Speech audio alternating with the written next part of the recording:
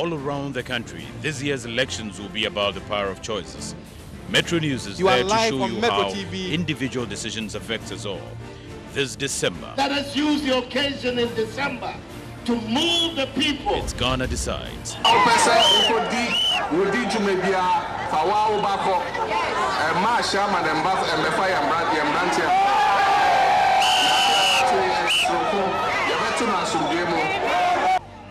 Trust Metro News to bring you comprehensive reports and analysis. We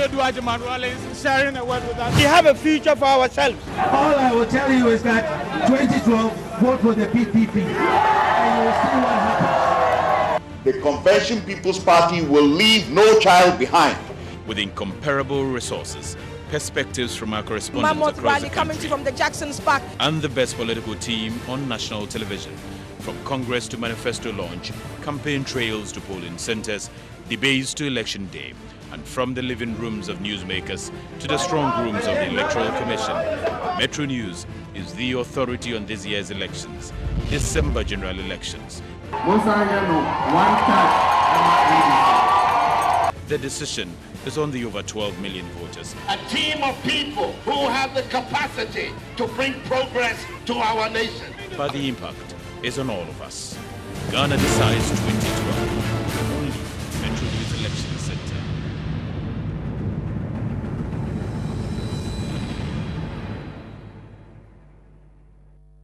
Samuel Agyeman is standing by now. Hi, Sam. Hello, Mami and Na. Thank you very much. Ghana Decides, a lot of political stories coming up. We just got about 3 days to elections, and a whole lot of things are happening. Tonight, Ghana Decides Extra next. Welcome to Ghana Decides Extra. Tonight at Tallest, we have a number of things are happening. Today, registration began in the Kasina Nankana district, plus many more other stories. We hear President John Agyekum Kufuor is challenging some of the projects of the National Democratic Congress.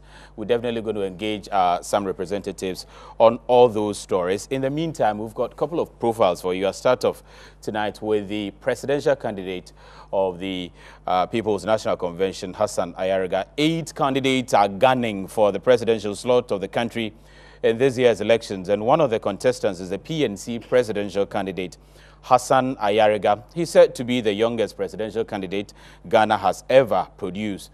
In this report, Samuel Anoba profiles him.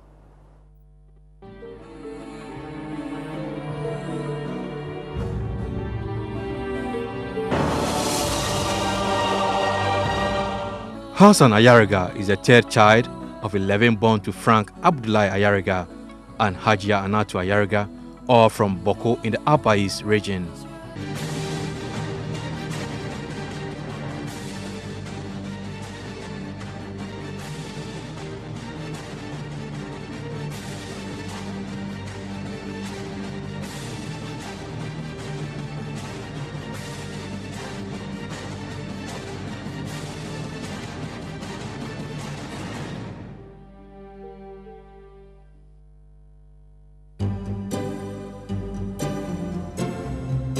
da Allah ya bamu yanzu da muke zaune yau kamar kasar da muke kasan Ghana zaman lafiya, mu da yan Kiristan duka sauran masu turu duka muna zama wuri guda, mu yi shawaran kasar mu wuri guda. Ba garin da ake samu wannan, ce mu Ghana. To ya kamata wanga ni'iman nan mu gode ma Allah, Allah ya kara muna, kar mu zauna muna fadace mun yi haka nan ba mu gode ma Allah ba kenan.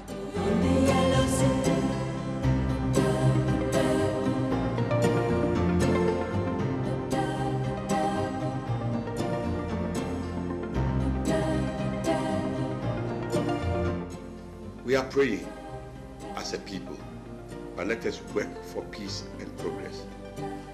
From the Christian Council, we say peace to all, and let us work together for a peaceful Ghana before, during, and after our election. And truly, will be that country that we are all proud of, a country that God has destined us to be, the shining star of Africa. God bless Ghana. God bless our homeland as we work for peace and progress.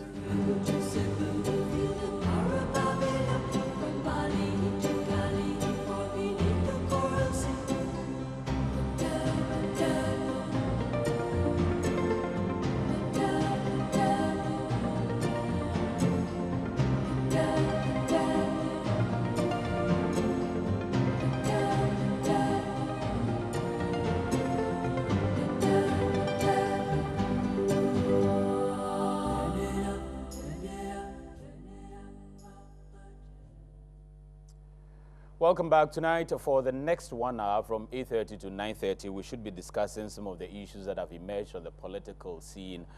Campaigns are ongoing, fiercely for that matter, and we've got just about 3 days to elections. Tonight, Niyama Komfra is the Communications Director of the Convention People's Party. Neil, good to have you.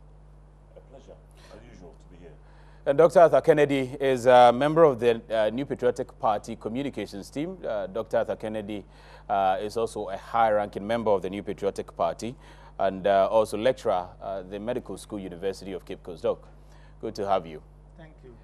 And Adams Ankani is also special aide to Hassan Ayarega, the People's National Convention's candidate, and finally, Kojo Chumbuafo. Kojo, good to have you.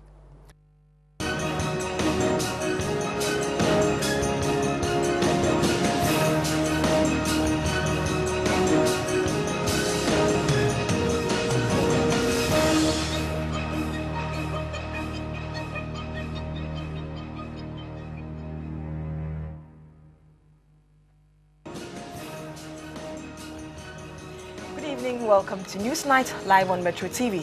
My name is Nakwali Kote. And mine is Samuel AGYEMANG. Here are some headline stories. President John Dramani Mahama assures the international community of free and fair elections at the ongoing UN General Assembly. A Deputy Minister of Finance downplays envisaged economic policies of the flag bearer of the NPP, describing it as unrealistic and untenable.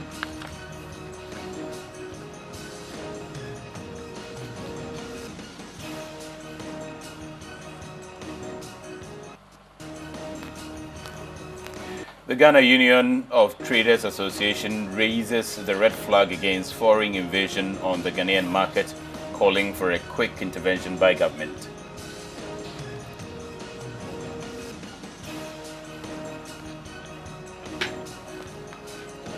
And on the foreign front, South African political activist claims innocence of charges that he laundered the proceeds of oil ill-gotten public contract. Details coming up in a moment.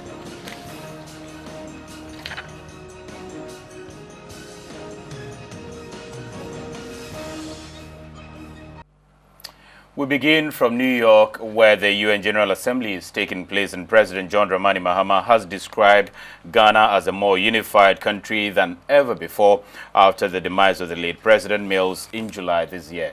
Speaking at the 67th regular session of the UN General Assembly, the Ghanaian president did not miss words when he assured the international community of a free and fair general elections in December. President John Dramani Mahama first conveyed Ghana's deepest appreciation to the international community for their support during the funeral of the late President John Evans Atta Mills. Ghanaians were touched by the many heartfelt messages of condolence and the glowing tributes that poured in from all over the world. Those messages of goodwill strengthened us and enabled us to transcend the adversity of an occurrence that was unprecedented in the history of Ghana. Professor Mills was a dedicated and honorable statesman. President Mahama said, despite the numerous challenges confronting Africa, some major successes have been chalked on the continent. The number of countries engaged in conflict is steadily decreasing year after year.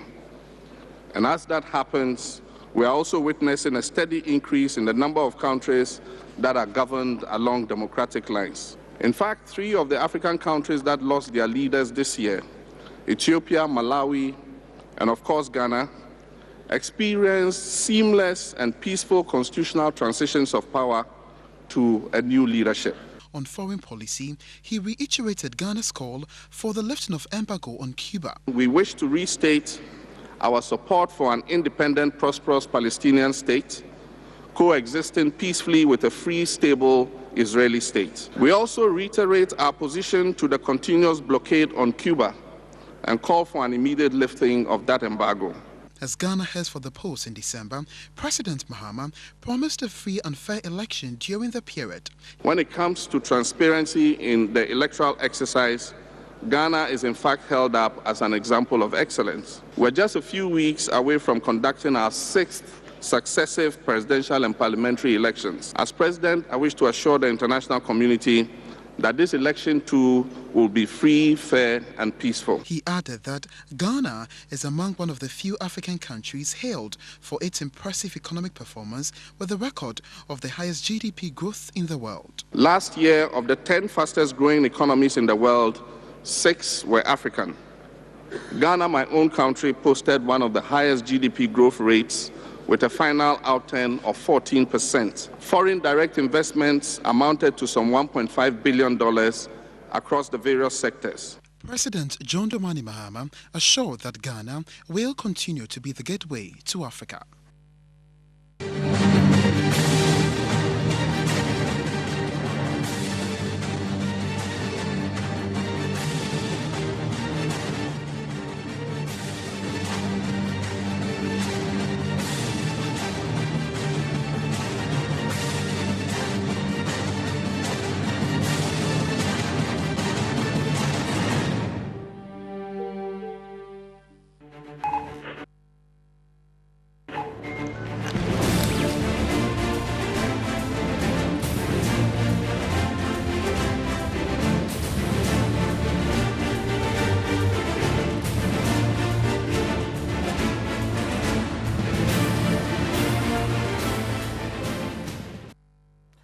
Now on politics, the parliamentary aspirant of the opposition New Patriotic Party for the Boko Central constituency has vowed to revolutionize development in the area should he get the nod to represent the constituency in parliament. Alhaji Alhassan Haruna, who beat his 3 contenders in the party's recently held primaries by a commanding margin, has however extended a hand to those who contested with him and lost in a bid to unite for the common good of the party. He spoke to Metro News' Thamsin Jokumi.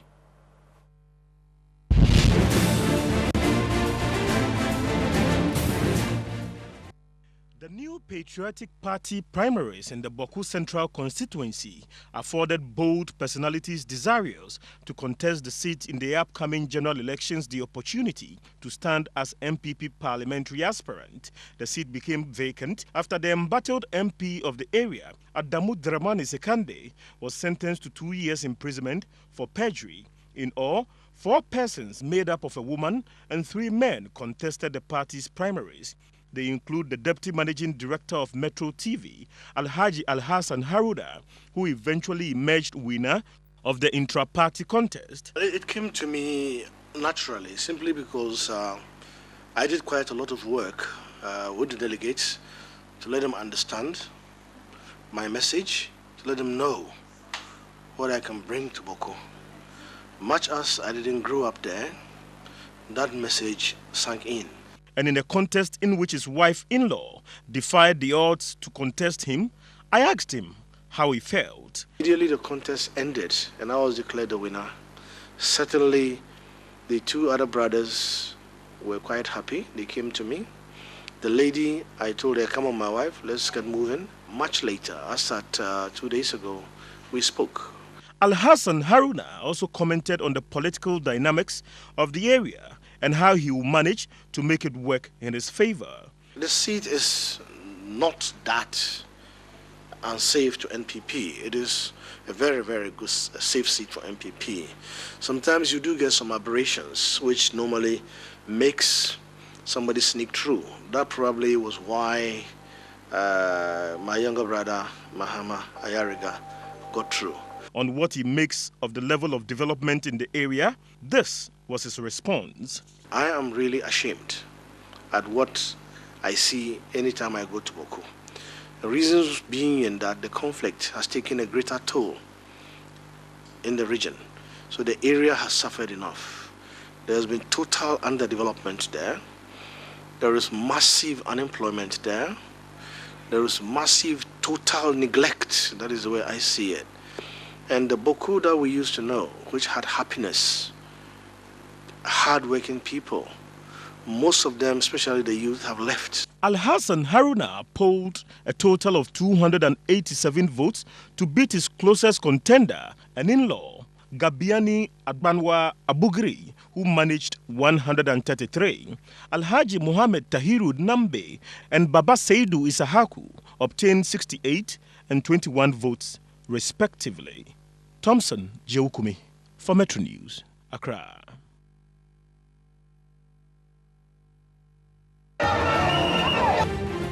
Come December 2012, over 500 candidates will be contesting for seats in Parliament. With convincing campaign messages, constituents have to decide who will represent them for the next 4 years. For all the electoral dynamics on your constituencies and your candidates, watch Constituency Profile. Constituency Profile, showing soon on Metro News. Now in Parliament, where after a statement read by the Minister of Tourism, Parliament unanimously agreed that the tourism industry has been neglected for a long time and needs funding. Here's a report by Rashid Adams. The tourism sector in Ghana has over the years been underfunded and underutilized. This situation may, however, soon be rectified as plans are in place to transform and revamp the industry. All over the world contributes to some of the world's most innovative sustainable energy initiatives. These include energy-efficient upgrades in aircrafts, the shift to renewable fuel for aviation and cruise liners, promotion of eco or green tourism, energy technology solutions in hotels, including the use of renewable energy such as the solar energy. Members of Parliament on Wednesday reiterated the role the industry plays in the country's economy and criticized the seemingly fading interest in the tourism industry, which is believed to be killing the industry. In this country, tourism provides links between different people from different parts of the country. Maybe when we go to the various festivals, our festivals may provide a spectacle, but what it really does is that it provides us with an opportunity for intra-ethnic cohesion in this country. We've spoken a lot about job creation, Mr. Speaker. We know that tourism holds the key. We've spoken a lot about incomes redistribution. And Mr. Speaker, it is only through tourism that income can easily be redistributed, revenue be distributed to areas across the breadth and length of this country. Powering sustainable development. Mr. Speaker, that encompasses a new dimension, a new outlook, trying to draw linkages between tourism, agri, construction, services, energy sector to ensure that the resources that we have are used in a way that will ensure sustainable development. It is very, very important for us to understand. This year's World Tourism Day themed Tourism and Sustainable Energy, Powering Sustainable Development, is to create awareness about the importance of the tourism industry to national development and also provide an opportunity for stakeholders to showcase their tourism potential. The Committee on Lands and Forestry also submitted its annual report for the year 2009. Parliament resumes on Thursday. Rashid Adams reporting for Metro News. During the constituency stage of National Health Insurance 2012 on Monday.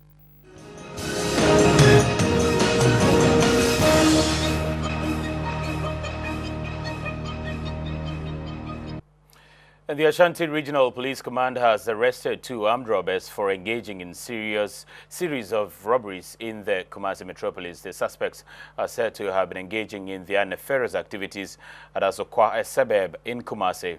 2 other members of the gang are now at large.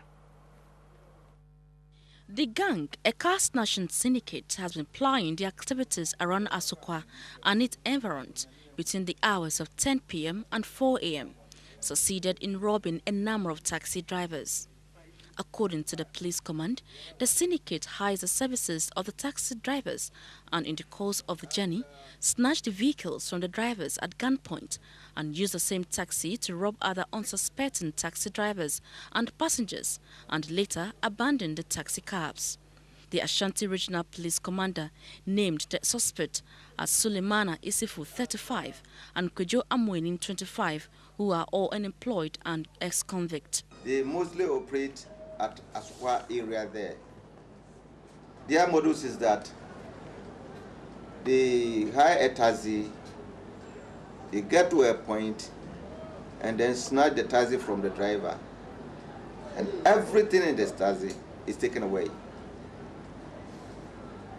If they don't get much, then they use the taxi to go on robbery spree. DCOP Augustine Jenny said the two are currently in police custody, assisting investigations, whilst a search has been mounted for the two others who are on the run. The police command entreated taxi drivers to be extra vigilant when driving around and also be wary of the kind of passengers they pick along the road. Beatrice Spiro-Gabriel's report for Metro News.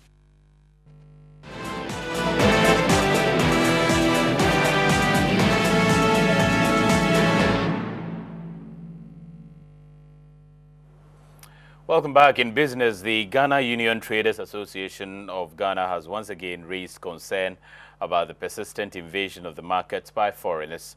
They are calling on foreigners to set up industries in Ghana instead of retailing, which is a preserve of Ghanaians.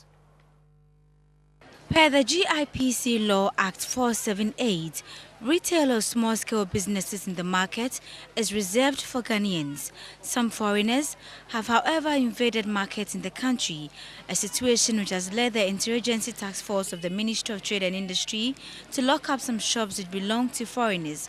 But the members of the Ghana Traders Union, who are dissatisfied, say foreigners are still in the business of petty trading, and this, they say, accounts for the depreciation of the cedi. The imports that is coming into the country by these foreigners is making the cedi depreciate the more, because when these things are sold, they change the money into dollar and they take the money to their countries. Now the foreigners are manipulating the dollar for us. The union is suggesting a more comprehensive approach to handling the invasion of foreigners in petty trading. If the relocation has to take place, then what we are saying is the same.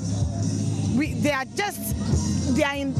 in the buying and selling, wholesaling business. At least bring industries, factories, proper investing, so that people of Ghana can get benefits of it. Because if they have to do buy and selling, when they are coming, they bring their drivers along, they bring their cooks along, they bring even their foodstuffs along. They called on government to put in place measures to ensure that laid-down rules are adhered to. We've had information that they are in the process of acquiring more lands, acres of land somewhere to relocate, but we are signing a note of caution that Guta is not interested in foreigners who come to do general trading in our economy. And for that matter, we resist to make sure that trading should be a no-go area for these foreigners. According to the traders, other ECOWAS countries have laws protecting their businesses, and Ghana must emulate this to protect its businessmen and women. Sarah Foyeje, Metro News, Accra.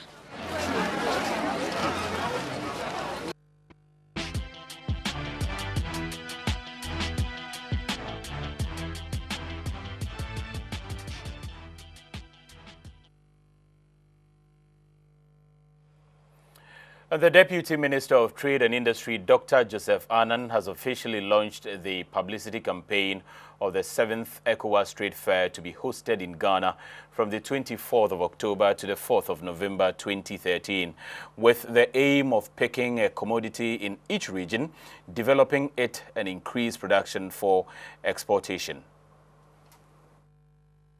Trade fairs have been recognized worldwide as one of the effective tools for promoting intra-regional trade. It is in recognition of this that in the 1992 Council of Ministers passed a resolution to organize the ECOWAS trade fairs. The main aim of the ECOWAS trade fair is to develop a new infrastructure and communication in trade, develop unity and promote intra-community and national exchange among the sub-region.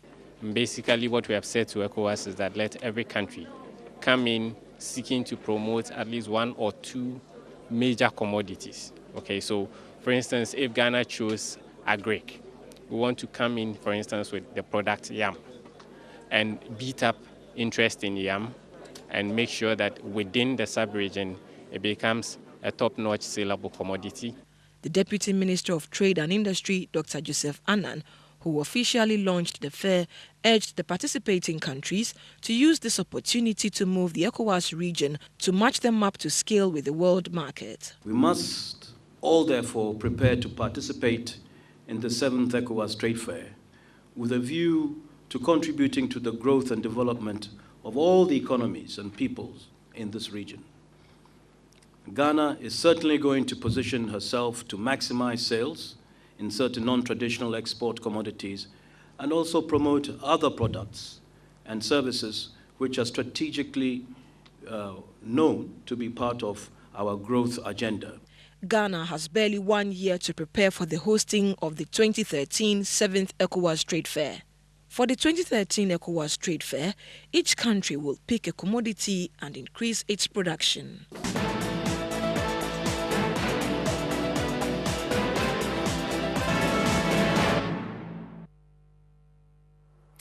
And in sports tonight, a fitness health walk aimed at enhancing healthier lifestyles within the suburbs of Kokomlemle and Newtown has been staged in Accra. The Kokomlemle fan club consists of over 70 residents of different ethnic and religious backgrounds and was formed with the aim of supporting each other, particularly in time of financial difficulty. Keeping healthier lifestyle was recently adopted by the leadership of the social group as a way of cutting down on medical bills of members who are mostly located in the suburbs of Kokomlemle and Newtown. To further stress on the need for physical fitness, the club over the weekend staged a health walk in Accra, numbering about 60 in the company of a brass band. The participants on a bright morning walked from street to street amidst singing, led by their leaders and some fitness instructors. The park centered the 2-hour health walk within the vicinity of Newtown, Caprice, and ended the event at their based in Kokomlemle. George Osei Obobi, who is chairman of the fan club, mentioned in an interview that the health walk is long overdue. Everybody knows walk is life. It's just like taking water. Walk exercises the body. So the little sweat that comes out, you know, I believe this walk is going to strengthen our lives and even give us the necessary energy that we need.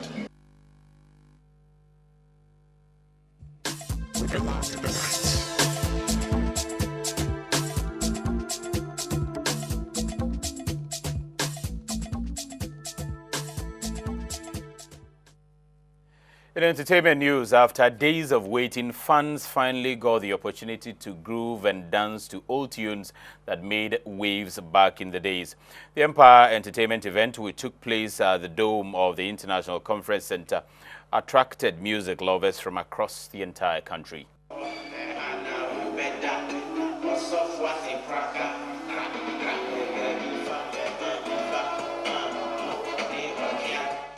The much-anticipated concert finally took off at around 8:30 p.m. with a long list of artists whose songs kept our clubs and music stereos on in the 1990s and the early 2000s. Taking the stage to give audience sounds from back in the day were the likes of Aketechi, Exdo and Chicago, Keteke, Abrewanana, Obrafour, and many others.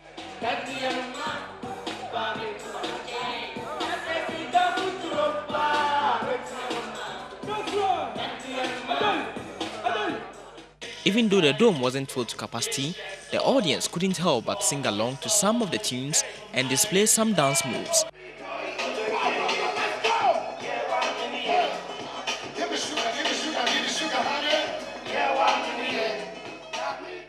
Some of the stars from the early years were happy to be part of the show. The way the fans responded to me, the way they were dancing to my music, it made me feel good. That is wonderful. I mean, I enjoyed myself seeing all these guys that we started together, and it's been ages. And tonight, I saw each and every one of them. We shook hands, we embraced, we hugged, we chat backstage, and it's an awesome feeling. The event was also a platform to honor producers such as Sab Mallet and Hammer, who had helped build the music industry. I appreciate I like what these young guys are doing. But back in the day, they were really doing good music. I believe back in the day, they put more into music because the technology wasn't like this. Now it's quite simple to come up with a song, so they take it for granted. Back in the day, you needed to pay good money, get a world-class studio, and get your music out. Despite the low turnout, fans who attended definitely got their money's worth. For Metro News, Dominic Adoboy's report. Next up, Ghana speaks on abortion.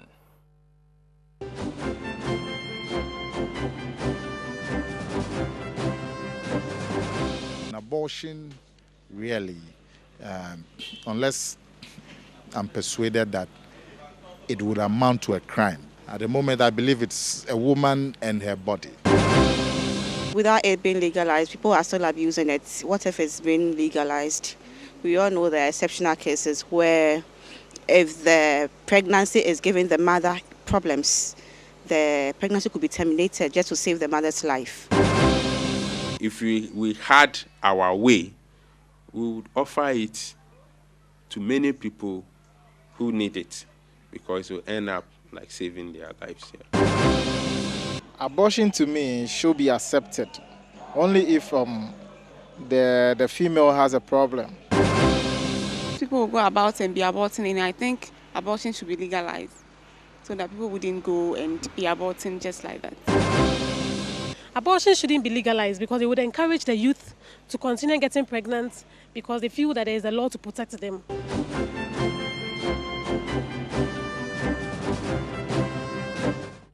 In open forum tonight, Kwame Appiah says President Mahama will make good his promise to ensure peaceful election in December.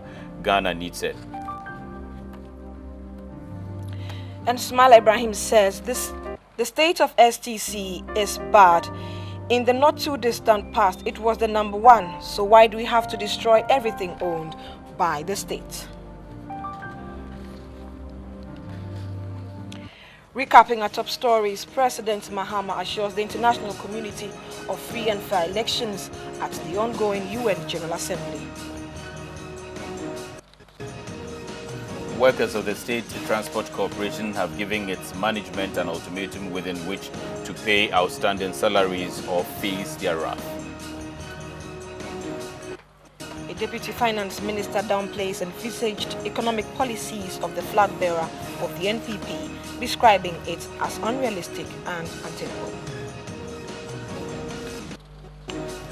The Ghana Union Traders Association raises the red flag against foreign invasion on the Ghanaian market, calling for a quick intervention by government. And South African political activist claims innocence of charges that he laundered the proceeds of ill-gotten public contracts. Now that's it for Newsnight. Many thanks for your time. My name is Nakwali Ported. Mine is Samuel AGYEMANG.